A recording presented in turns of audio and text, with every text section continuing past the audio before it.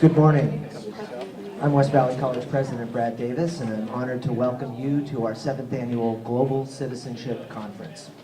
I am proud to be part of such a dynamic community of educators who, along with our business and civic partners, are committed to preparing our students for success as citizens of the world and improving the quality of life in this valley, the state, and across the globe. West Valley has made unprecedented commitments to global citizenship and social justice recently, as our Promise Scholarship Program, study abroad and service learning programs, and our work in student equity and diversity have demonstrated.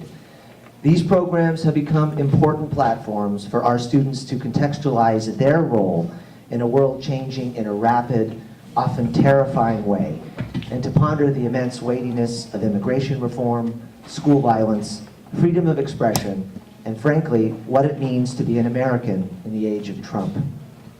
The world needs active global citizens who are engaged, knowledgeable about its diversity, and passionate about meaningful societal change. At West Valley, our tradition is steeped in empathy and deeply appreciates the value of diverse backgrounds, perspectives, and ideas. Thanks to Dr. Tim Kelly and the Global Citizenship Committee, these ideals are on full display today. We come together this morning to share our histories, ideas, emotions, and scholarship through the faces of genocide. The stories shared today will no doubt elicit considerable introspection as we examine the seeds of bias, ignorance, and hate that gave rise to unspeakable tragedy. Seeds that are still planted every day across the globe in 2018. Together, through education and understanding at events like these, we must ensure that they never take root again. Friends, colleagues, and distinguished guests, please join me in welcoming to the podium the organizer of today's symposium, our own Dr. Tim Kelly, to give his prefatory remarks. Thank you all for your commitment to public higher education and West Valley's place on the global stage. Dr. Kelly. Thank you very much. Just one correction, I'm not the only person involved here. This was absolutely a team effort that couldn't have been done without so many people that we will be thanking throughout the day. As you came into the room, no doubt you heard the names that were being read. And we hear these names of the victims of genocide. Too often these victims have no graves. Too often we only have a face to associate with because we don't even know what their names may be. Our goal today is to read at least 5,000 names throughout the day. Of course, there are millions of names that should be read, but can't be. We know that the world is a dangerous place. We know that human beings are capable of horrific acts. After the most destructive war in world history, after the coordinated decimation of 6 million Jews, the world said never again. But of course it did happen again. It happened in Cambodia. It happened in Rwanda. It happened in Bosnia. It happened in Sudan. In fact, it was happening for centuries even before World War II, against the Armenians, against the Haitians, against indigenous populations. It's happening today in Myanmar. Why is it that humans are prone to committing genocide? And is there anything that we can do to stop that? With ethnic, racial, and religious conflict simmering around the world, there has never been a more important time than now to discuss this topic. On this day, Holocaust Remembrance Day, the goal of the Global Citizenship Committee is to address 3 key aspects of genocide through this conference. First, we seek to define it. How can we define genocide? And how can we explain why genocides happen? Second, we seek to understand what kind of action we can take. Can genocide be prevented? What can we do as global citizens to prevent this from happening? And our motivations are pretty simple. Is to change the status quo. Political, social, economic, and environmental crises have heightened inequity and and injustice. And therefore, as human beings, as global citizens, we need a deeper understanding about why violence occurs and about what we can do to prevent it. We need more meaningful global engagement and more urgent commitment on the part of individuals and the community. But perhaps our most important goal is to explore the memory and the remembrance of the victims of genocide, which is why we have two panels today, one consisting of survivors and another consisting of the descendants of survivors. Elie Wiesel once said, "I believe firmly and profoundly that anyone who listens to a witness becomes a witness." Our goal today is to become witnesses. So explore the campus center, visit the exhibits, see the art show, visit the Social Justice Fair, experience all that we have to offer you on the 7th Annual Global Citizenship Conference on this very special day of remembrance. And it is now my privilege and my honor to introduce to you a nationally recognized scholar of genocide, Dr. Norman Naimark, Professor of East European Studies at Stanford University and Senior Fellow at the Hoover Institute. His most recent book, Genocide, A World History, has gotten rave reviews, including from my students who were required to read it this year. Dr. Naimark's work is particularly important because it urges us to accept a larger definition of genocide than what international law currently holds by including political and social groups. Doing so, Dr. Naimark tells us, is not a radical departure, but rather a return to what Raphael Lemkin, the Polish Jewish lawyer credited with the word's origin in 1944, originally proposed. So, Dr. Naimark, the floor is yours.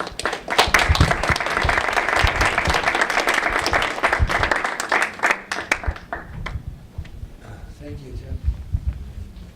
Tim. Well, it's a real pleasure to be with you today. I want to thank you, Tim, for the invitation and the hospitality at West Valley College. And it's a very impressive day, and I was glad to be able to see some of the exhibitions out there, which were also extremely impressive. So again, thank you for inviting me here. So the plan is, I think, roughly about 3/4 of an hour talk. Do we have time for questions afterwards, I hope? And the title of the talk is there a world, I'm going to come out here. I may have to go back and check a few notes, but podiums always bother me. I feel like a preacher when I'm not a preacher. I'm a teacher. So the title of the talk is there a world history of genocide? And, the obvious answer is yes. And I just wrote one, or tried to write one, in my most recent book that Tim mentioned. But it's worth asking the question, because for a long time, many people believe there wasn't such a thing as a world history of genocide. In fact, for a long time, people felt, the word genocide came into use, with Raphael Lemkin, 1944, 45. It was used sparingly. The convention was passed in December 1948. The Convention on the Prevention and Punishment of Genocide was passed in the UN in December of 1948. But after that, it was sort of let low. In other words, people paid very little attention to genocide until the emergence, really, of Holocaust consciousness in the 70s. And then the Holocaust was considered the only genocide. Eventually, people began to accept that the Armenian genocide was a genocide. And, altogether then, over time, the work of scholars, the work of people in the public, the work of diasporas of various nationalities, spread the term to other episodes of mass killing that fit that 1948 definition. So it's an important question to ask, is there a world history of genocide? And the answer then involves a number of kind of conceptual bases that I want to discuss now. I want to talk a little bit about the concepts behind the idea that there is a world history of genocide.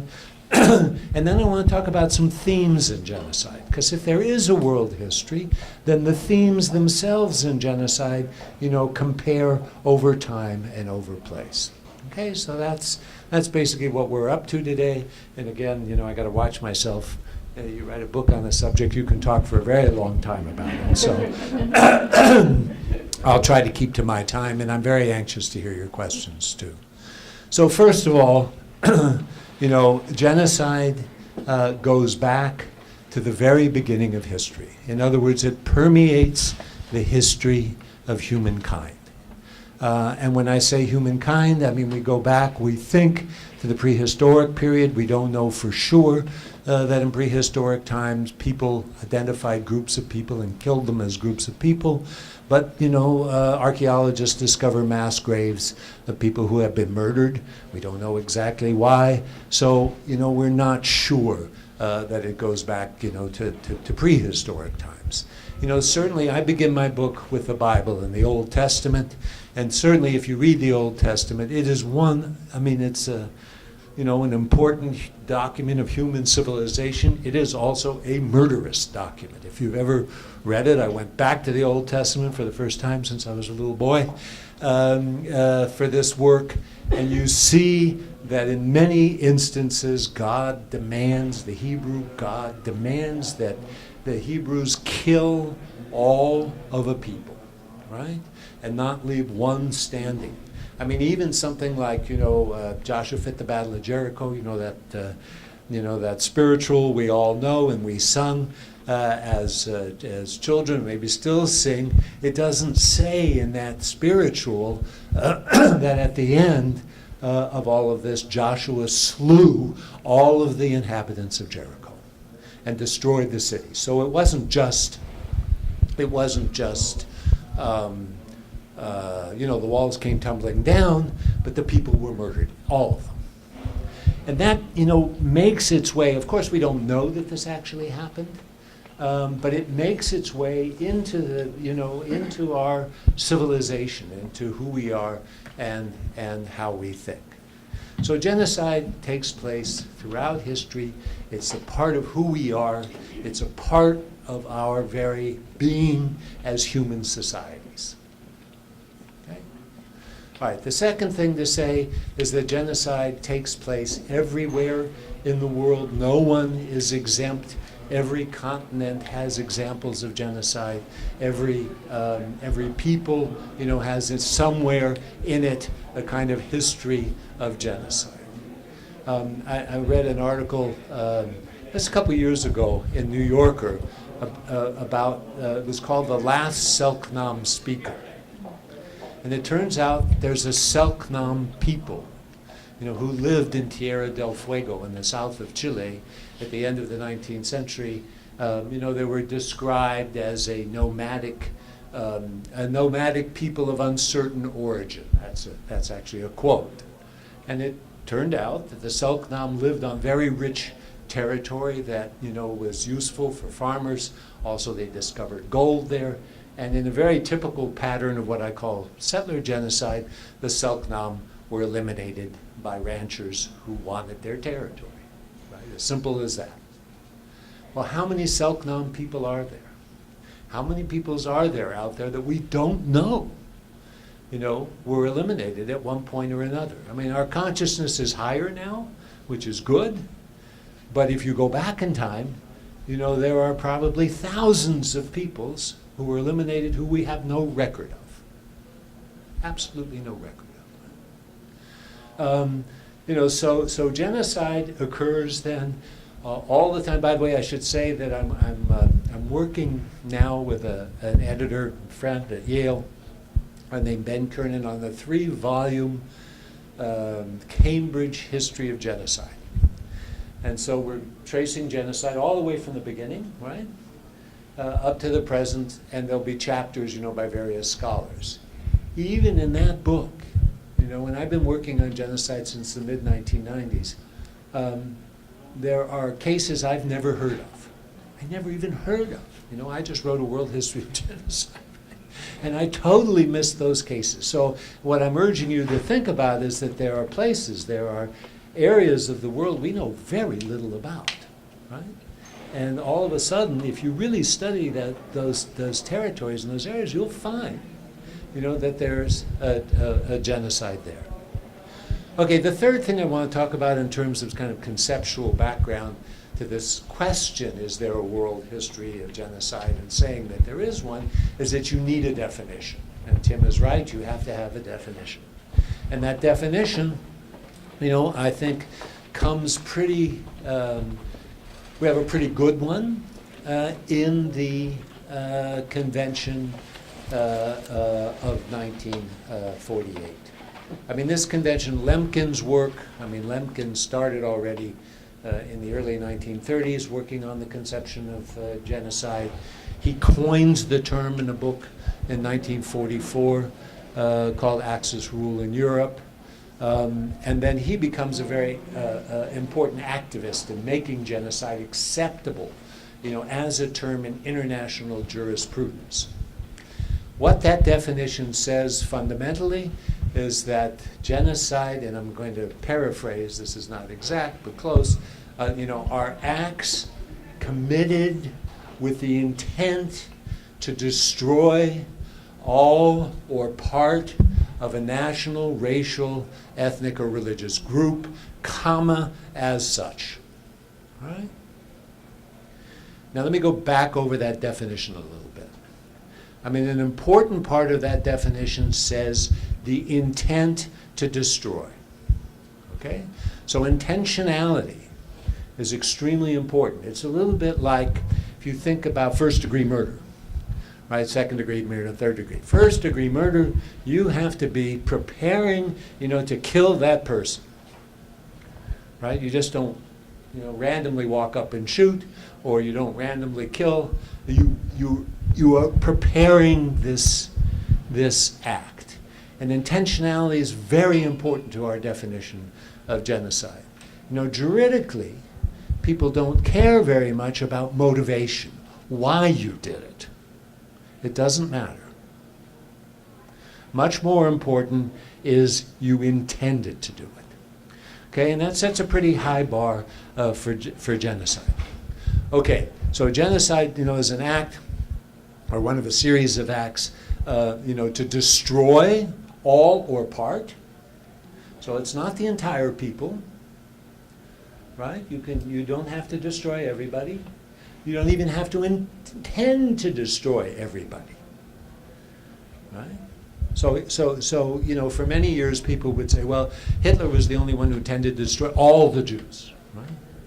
And that the Ottoman Turks, for example, didn't intend to destroy all of the Armenians, but just part of them. But part is important. And then the other part that I cited that's important is the comma as such, all right? So the comma as such is important because you're trying to destroy the group as such, as a group. So you don't have to destroy all the people. You have to destroy them as a group, as a self-identifying group that can act as a group, right? And by doing that, then you're committing genocide. Now, one of the problems I have with the definition of genocide, and that I talk about a little bit in this book, more in another book on what's called Stalin's genocides, has to do with the definition itself and identifying the ethnic, national, racial, or religious groups as the only target groups of genocide. Tim already mentioned, you know, I've made the argument in several different places. I think that's too narrow. I think there are other kinds of groups that should be included in the definition of genocide.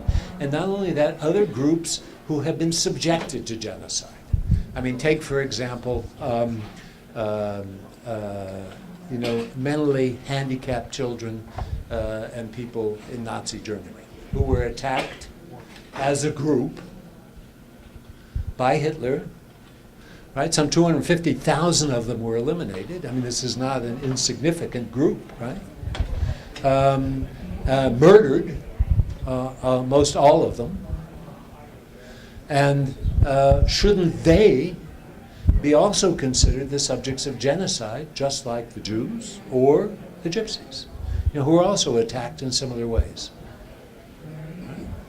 So my argument is it shouldn't have to be a different ethnic, racial, religious, or national group, but that, for example, in many places around the world, homosexuals, are subjected to various kinds of prejudices and stereotyping and anti-homosexual laws, and could be the subject of genocide. Shouldn't that be? I'm calling it genocide, of mass elimination. Shouldn't that be considered genocide if it happens? So these kinds of questions about definition, I have raised in my various books. Some people agree, some people disagree. It's okay, I don't care. More importantly, I just think it's right. Take something like, let me give you a quick example. I'm never going to get through now, but I don't care. We'll I'll give you time for questions, and we'll just stop at the end. Take something like the Cambodian genocide. We call it the Cambodian genocide, but the only way we're allowed juridically to call it a Cambodian genocide is because Cambodians killed Vietnamese and Khmer people, a Muslim people. It's not because Cambodians killed Cambodians, and they killed huge numbers of Cambodians, right? The Khmer Rouge, isolated groups of political enemies and murdered them. These were political groups. They weren't other ethnicities, right? Or other religions or other nationalities. So in the courts in Cambodia now, many people who are perpetrators of that genocide, killing Cambodians, are not convicted of genocide because it's not a different group according to the 1948 definition. So, the Cambodian genocide actually officially, juridically, is not a genocide against Cambodians. Right, so these kinds of things bother me, and that's why I think you need to expand the definition. Tim already mentioned, I've made the argument in a number of places, that Lemkin himself originally wanted a definition that included social and political groups. Okay? All right.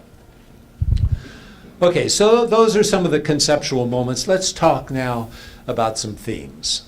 And again, I promise we'll be done and have some time for questions. So the first theme is that runs all the way through the history of genocide is the linkages between war and genocide. If there's no other reason, good reason to be anti-war, the fact that war breeds genocide, is one. We can start from the very beginning. The war that's described in the Old Testament against the Amalekites. It's an out-and-out war. And again, the Hebrew God says to his people, in the end, he says, we're not just fighting a war against them. We're going to eliminate them. And you need to eliminate them. And this goes on throughout the history of genocide all the way up to the present. That war breeds genocide. Let me give you a couple of other examples. Southwest Africa, in the beginning of the 20th century, ruled by the Germans, a colony in Africa, ruled by the Germans. What is today Namibia. There were peoples who were living there, Herero and Nama peoples, actually fairly well-developed African peoples, with political structures and real politics and that kind of thing, and educated leaders. But the Germans, were passing rules and trying to deal with the fact that they wanted to settle German colonists on their land, and the Herero got annoyed and started fighting against the Germans. Right? And there was a struggle then, a kind of colonial struggle. And at a certain point, the Germans decide that's enough, and they call in the army from Berlin, headed by a guy, a no-good, named General Lothar von Trotha, who came to Namibia with troops from Berlin, organized army folks, and wiped out the Herero and the Nama. He attacked them, and he wiped them out, and he also said, we're not going to leave any of them living. Men, women, and children, they all need to be killed. I mean, there's the so-called kind of terror order that he gave, which he said, no mercy on these people. And genocide was committed. Actually, that was the first genocide of the 20th century. And people sometimes say it's the Armenian genocide. That's not true. Then we have, World War I, and we have World War II. Well, what happens in World War I? The genocide of the Armenians, right? I mean, in the Ottoman Empire, the Young Turk leadership of the Armenian Empire decides it's time to settle with the Armenians who they never liked. They had prejudices against and who they had, negative views of, and they wiped out the Armenians. Not all of them, but, close to 1.5 million Armenians died in the Armenian genocide. And then you have World War II. Right? In World War II, the war itself, gives cover to the killing of the Jews. And the other genocides that Hitler undertakes. The war provides a kind of cover. And it's worth remembering that the genocide itself, today's Holocaust Remembrance Day, it's a good time to remember this, that it was the attack on June 22nd, 1941, of the Nazis on Operation Barbarossa on the Soviet Union that began the spiral of mass murder.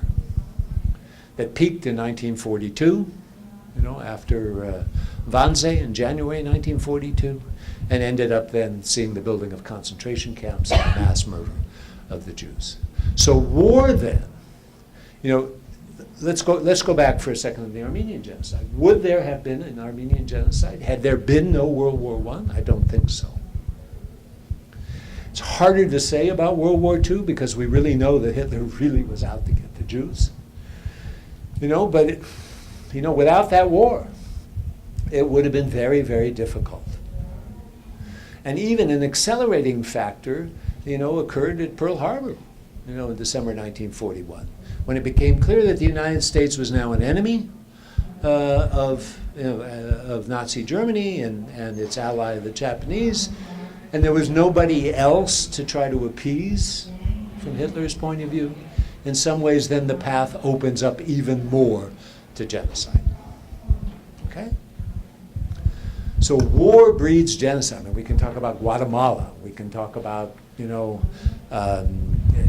many other instances of genocide where there's civil war and genocide is bred from that civil war or war. Okay? All right, the second theme that goes all the way back in time and that infuses this history is that of dehumanization. This is one that we know about from genocide studies, that it happens repeatedly. It's one of those things that we can do, as citizens and as some of you activists, to make sure that we never get in the position of dehumanizing other people, of categorizing them in any kind of negative, stereotypical way. Even lightly.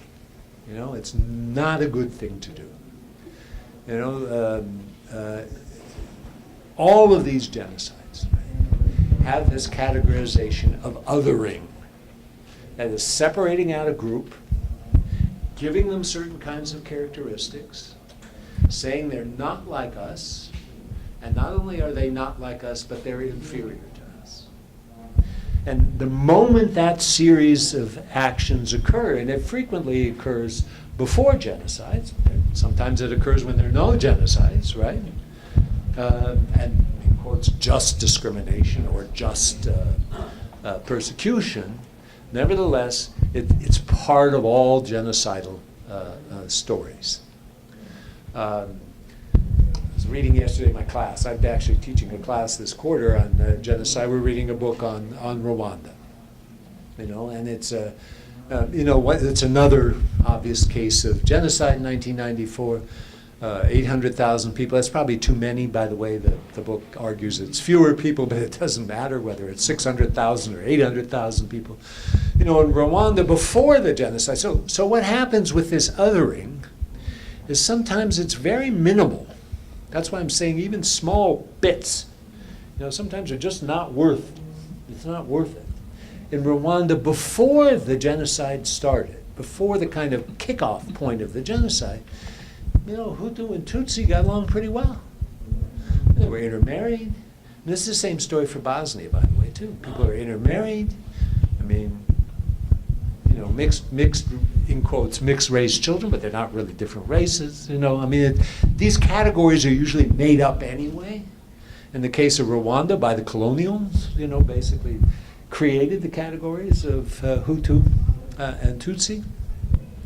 Once the genocide comes, once the killing begins, once groups of people decide that the other should be eliminated, then frequently these small differences become huge.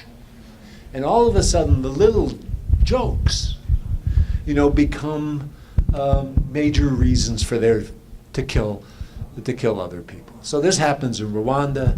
It happens in some ways, by the way, to the Jews as well. We saw what happened. Goebbels was one of Hitler's propaganda minister. Did the following thing. So he would go to the ghettos. Ghettos were set up in Poland already after 1939. Jews weren't being killed in the ghettos. They weren't living well. They were dying. Sometimes of food and overwork, lack of food and overwork. But one of the things that happened in the ghettos that the Germans set up is that they wouldn't, they fenced them off. They wouldn't provide medicine for people who were sick. They wouldn't provide decent food, so people were emaciated, looking bad, hungry, dirty. There was no opportunity to clean themselves. So Goebbels would go to the ghettos and he'd say, look at those Jews. They're scum. They're vermin. They'd show pictures, back on the movie screens in Germany. And the only thing to do, is to eliminate. Same thing happens with the Armenians. Very similar things happen with the Armenians, where they're driven out of their homes, right? Initially, the Armenian genocide was a forced deportation. They're driven out of their homes. They're out in the middle of the deserts. They're given very, very little to eat or to drink. Many of them go mad. Women are roaming in the desert, with their children in their arms, naked and desperate. And then the Turks said, look at those Armenians. They're animals. In the case of Rwanda that I started with, the Tutsi were sort of turned into cockroaches. That was inyenzi, was the most common word that were used. They were called cockroaches. And there were images of cockroaches and the Tutsi. And so that what happens is this dehumanization, proceeds and becomes worse in genocidal situations. But it comes from prior categorization of other peoples, as different and inferior. The othering that I was talking about. The one more case I wanted to mention very quickly, is that of the Spanish in the New World. So, I believe that was a genocidal situation.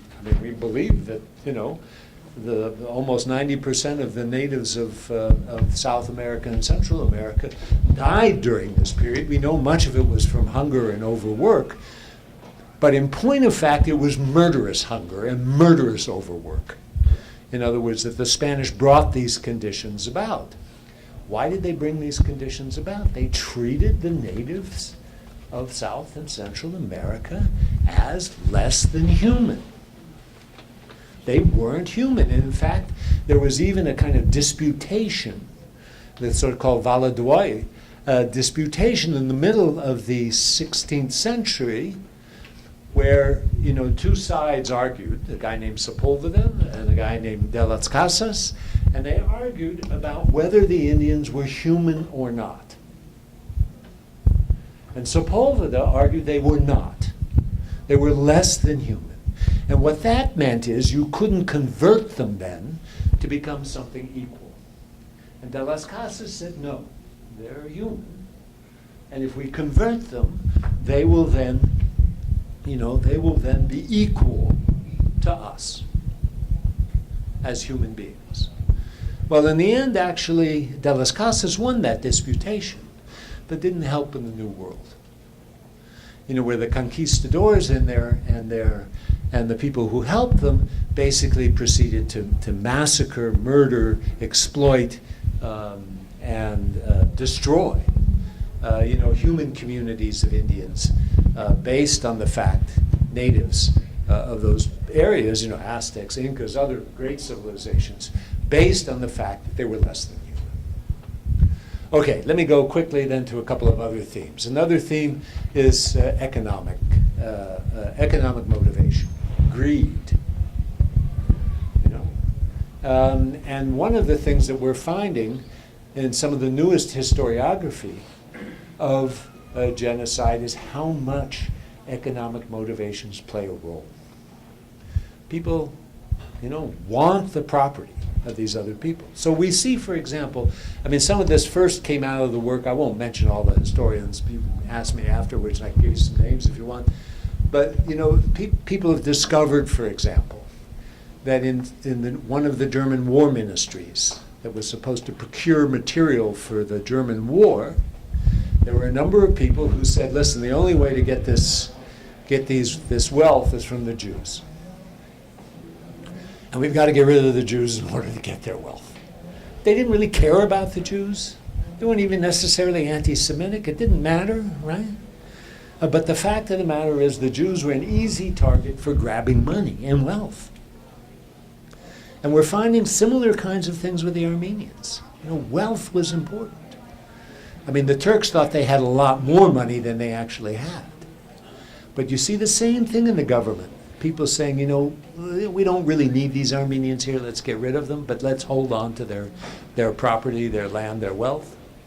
And even, by the way, the Turks went so far as to try to get the insurance policies, of these Armenians who had been killed to get the money from those insurance policies.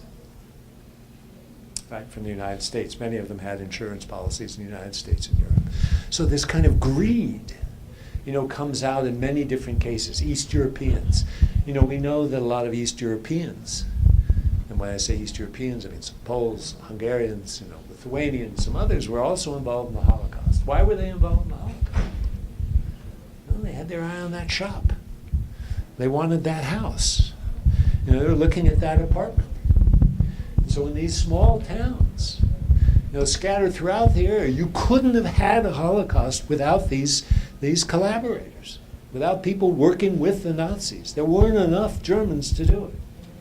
You needed tens of thousands of helpers, including Ukrainians, as I say, Lithuanians, some Poles, and some others, to do that job.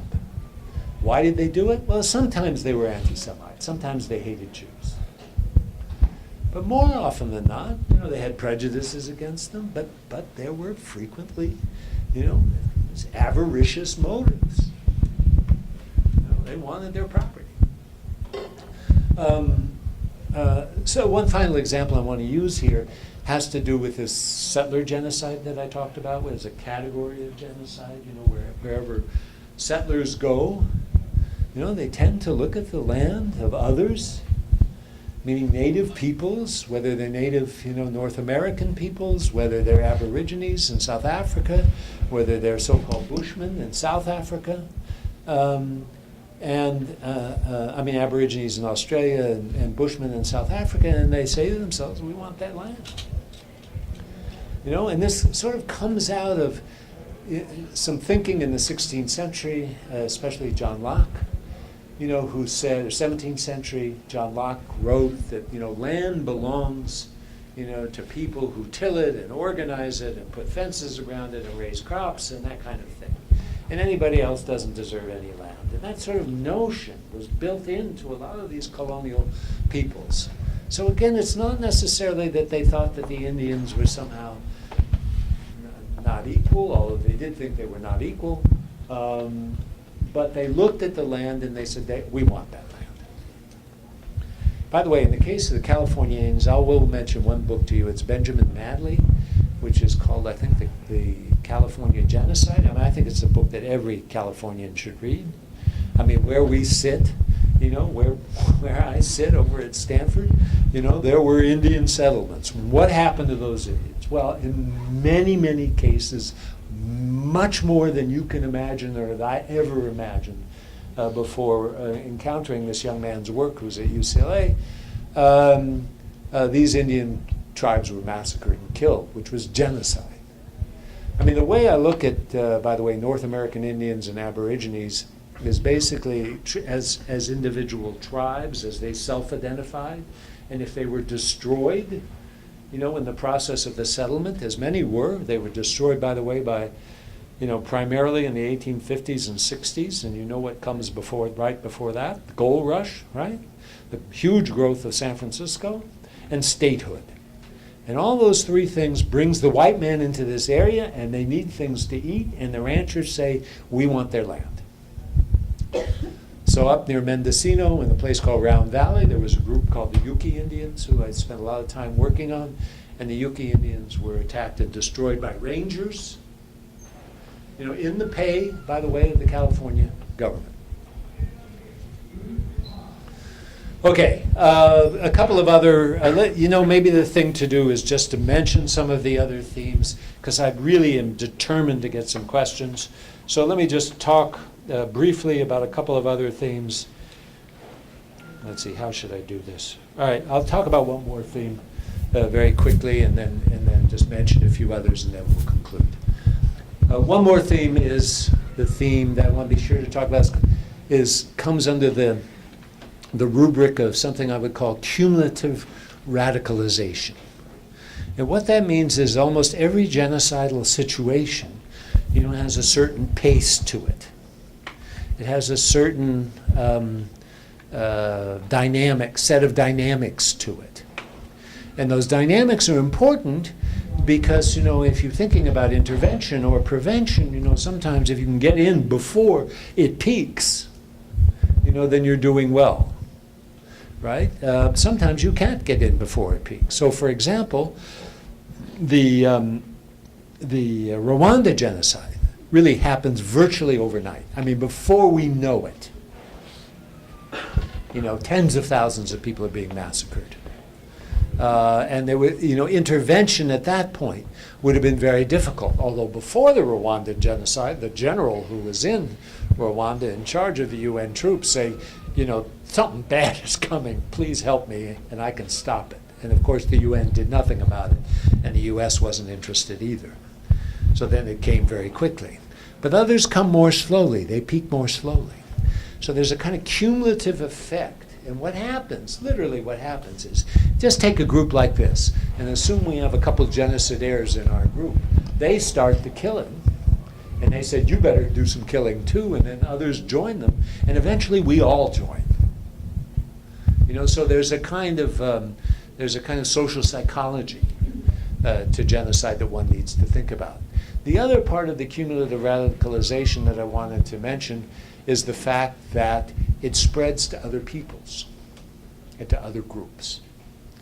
So again, if you take something like the Nazi genocide, again, we used to just think about it as the Holocaust, but they killed other groups.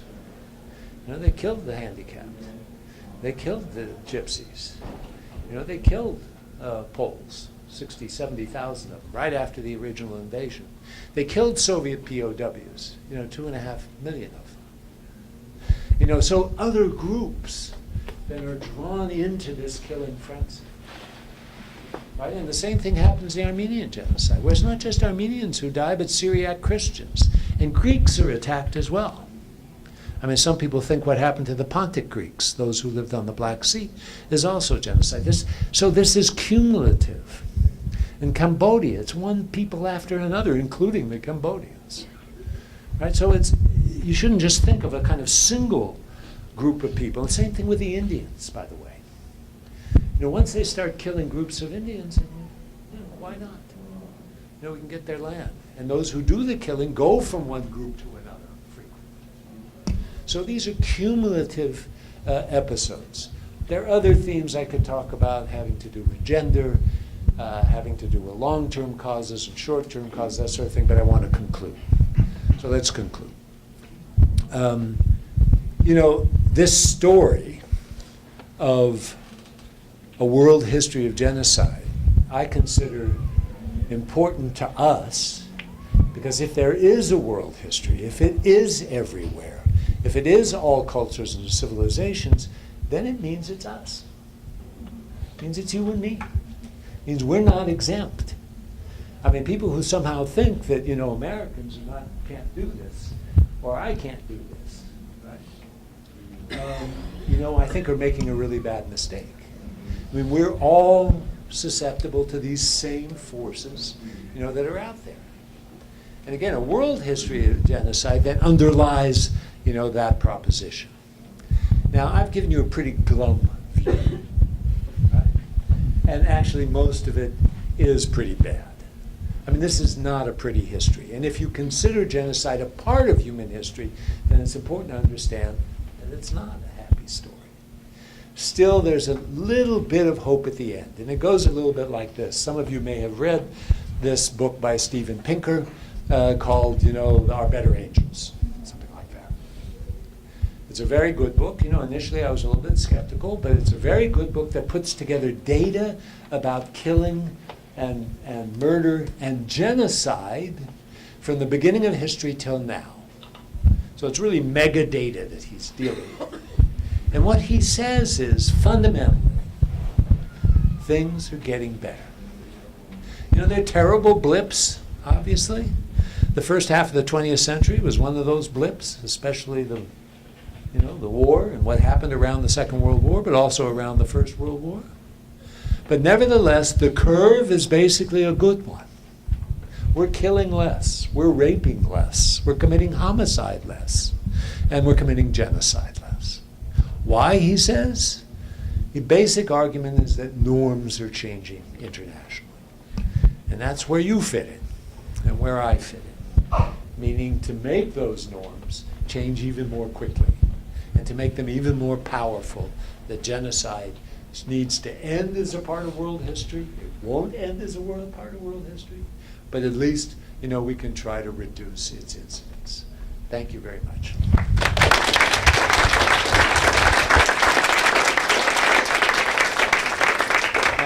Couple minutes for questions? 5 minutes, okay, all right, go. It seems to me from what you have to say that what's happening in Israel-Palestine now might be a land genocide. I wonder if you would comment on A what genocide? A land? You said a land. Well, we want the so land. the period that's easier to deal with is the period of the independence period, the 48 period. And the Palestinians would suggest what they call the Nakba, which is the attack on the Palestinians by Israelis. I mean, it wasn't Israel yet, right? But by groups of Israeli armed forces was genocide. I don't like, one of the things that's hard to get into is this genocide, is this not genocide, that kind of thing. But analytically, I think the right way to look at the Nakba is as ethnic cleansing, which is something different. And I wrote a different book about that, which you can read, called Fires of Hatred, came out in 2001. And there I make the argument that forced deportation, the attack on peoples to remove them from land, is not always genocide, but can turn into genocide, right? That's the argument I make. I don't think that the Nakba was genocide, and I don't think what's going on now is genocide, but you don't know what's going to happen. That's how I would argue it. Yes? No, first of all, thank you so much for the talk. It was really interesting. Thank you. As you're talking, things were running through my mind, and I was thinking how we all should be educated about the terms that turn us against other people. Because I remember being in school and taking some class in social studies, and we learned that there are words that turn us, and I started reading the newspaper and reading the word enemy, and thinking, why aren't they calling them the way they are instead of the enemy? Yeah, no, I agree. And the kind of language, that is used by our president, is just the kind of language you don't want to use. This kind of, all-encompassing, exaggerated kinds of language. I mean, no, absolutely right. We need to be careful about our language, and we need to be careful about what we say. There's some kind of impossible political correctness that we have, but most of it is important. Most of it's important. Yes, ma'am. Yes, thank you so much for your talk as well. One thing that stood out for me was what you talked about social psychology. And because it is like a mass psychology, I wonder what your thoughts are about the role of media and how it can alter that course and what we can do as individuals to kind of address that. Boy, I think, to be perfectly honest, I think I'm a pretty good historian of genocide, but I'm not a very good, policy person that can tell you what to do about the media. If I knew what to do about the media, believe me, I would do it. One of the things is not listen to that crap, and not pay any attention to it. But how do you fight it? I don't know. I don't have Twitter. I stay offline. I read real newspapers. That's how I deal with it. But how we can deal as a society with this and with the really bad stuff that's going on. The lies and prevarications and distortions that make their way, into news is very dangerous also for genocide. Politically we know it's really wreaking havoc. It's wreaking havoc. But how we deal, with this, I won't even speculate. I don't know any more than you do, probably less. Yes, sir. I was wondering on the themes, the role of enablers. For example, in Cambodia, Chinese communists at first, and then when there finally was a settlement, UN settlement, the United States supporting the Khmer Rouge because they wanted to get even with the Vietnamese. How does that play out historically? So the role of Enablers, individuals in effect using that group to play out a scenario. Cambodia is a perfect example. The Chinese communists. I'm sort of missing. It's the role of neighbors. Enablers. I'm sorry, it's my hearing. No, it's absolutely essential. I think you're right. I think people do enable these things by, first of all, ignoring them, or politically, being on the side of the genocidaires. For a long time, let me go to this final argument of, that I mentioned today about things getting better. It used to be, for example, in the Armenian genocide, which I worked on fairly closely, the international community was essentially the enablers. The Germans and Austrians were allies of the Turks. And some Germans, German churchmen, there were some very active ones saying, we've got to stop this. We can't be allies of people who are murdering Armenians. And we're not in this business to murder Armenians, and they weren't. But they didn't do anything because the Turks were allies. What about the Americans who were there? And the American ambassador, a guy named Morgenthau, who was talking to the Turks all the time, saying, you can't do this. So Morgenthau tried to get the American government to do something. Secretary of State Lansing said, we can't do anything. They're a sovereign country. They're a sovereign country. One of the things that's changed is this notion of a sovereign country, no longer given this doctrine of responsibility to protect. I can't go into the history of it, but it was basically articulated in '98 and then passed as a UN resolution in 2005, says that a country deserves its sovereignty only if it protects its people against genocide, crimes against humanity. So, in other words, sovereignty is not an absolute anymore. And I think that helps. It's not helping worth a damn in Syria, right? And it didn't help very much in Libya. But it does help. Norms are changing.